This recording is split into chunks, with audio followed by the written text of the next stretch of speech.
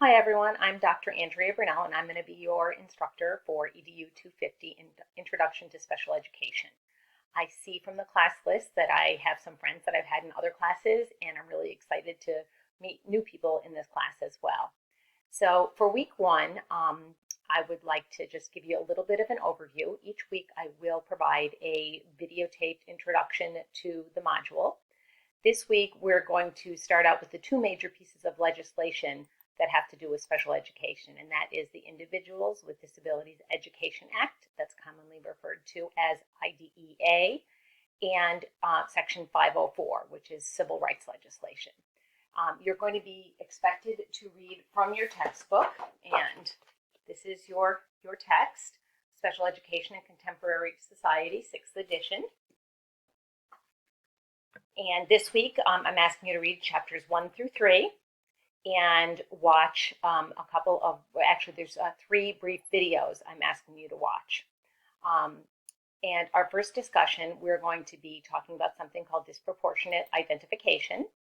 And we're going to have a conversation about what is disproportionate identification and what you think the consequences of it are. I encourage you for your discussion, think about doing a video discussion. You're welcome to post a video either in response to somebody else or as your initial response to the prompt. You don't have to, but it's nice to try something new sometimes. Make sure that you use APA format as far as in-text citations and references, which are important, especially with your initial response to the prompt.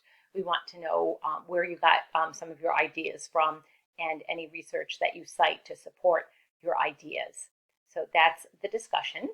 Our first assignment this week is going to be explaining what Section 504 of the Americans with Disabilities Act is, and also, as I mentioned before, the IDEA, the Individuals with Disabilities Education Act, and being able to describe the similarities and differences of them.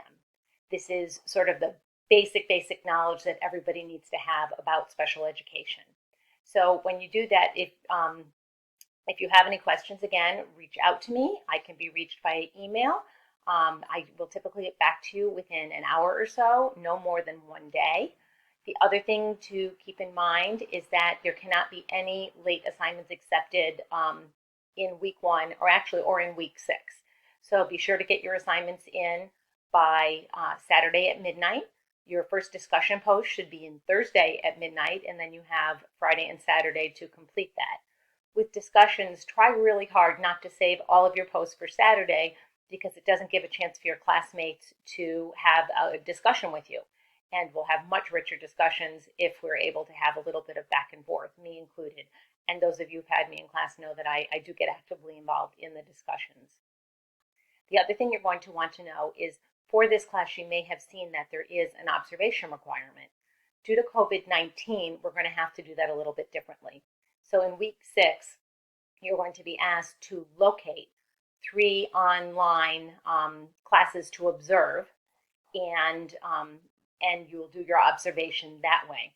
Some of you may have children at home that are doing online learning, and if you have a way that you can do a live observation of the way classes are going right now, I would be willing to entertain that. Just reach out to me and we'll discuss how you're going to do it.